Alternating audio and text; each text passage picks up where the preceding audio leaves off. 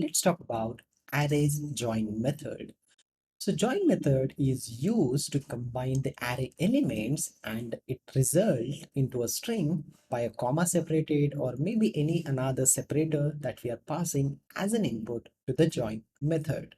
It is also capable to perform a join for a multi-dimensional array as well. So let's see both of this example in this lecture. So here I'm having a simple array. I'll create an array of strings so that we can better see some example.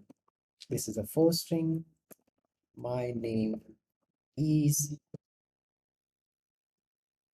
So it is consist of total 4 elements in my array.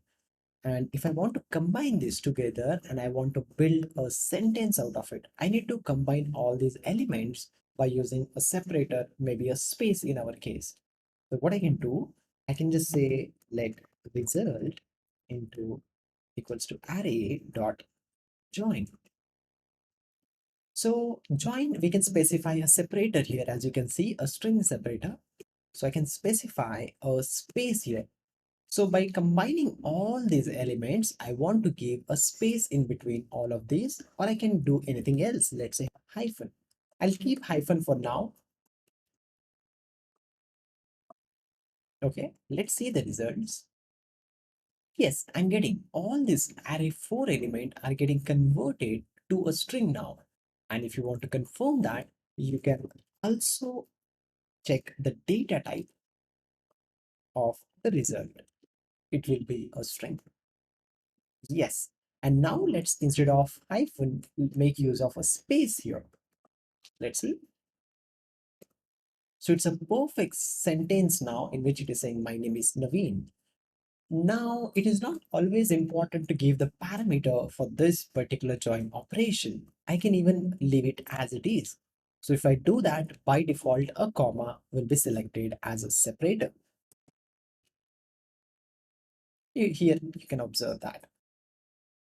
Now let's try to perform a join operation on multi-dimensional array. So here is an array, for example, and after that, I want to create, for example, 1, 2, 3 number here. Then again, one more array, 4, 5, 6. Again, one more array, 7, 7, 8, 9. So this is a multi-dimensional, it's a two-dimensional array in our case. And here, if I perform a join on this, let's see how it works. So in this particular join operation, I want to give a separator, for example, a comma. Let's see. Yes, it is giving us very perfectly 1, 2, 3, 4, 5, 6, 7, 8, 9. What is the thing we should observe with a multi-dimensional array?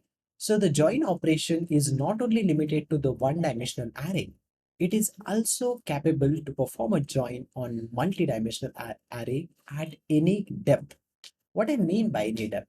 Let's say inside our main array, we are having one more array. Inside that, we are having one more different array, for example, like this. So it is even capable to perform a join for that. Let's see. Yes, and the sequence it is picking up, you can see after 3 it is taking 11, 9, 9, 9, and then 4, 5, 6. So in this way, even I increase the more arrays over here as a nested one, it is capable to perform a join on top of it. Let's try to do it. Yes. So this is how the join works for the normal array as well as the multi-dimensional array in JavaScript.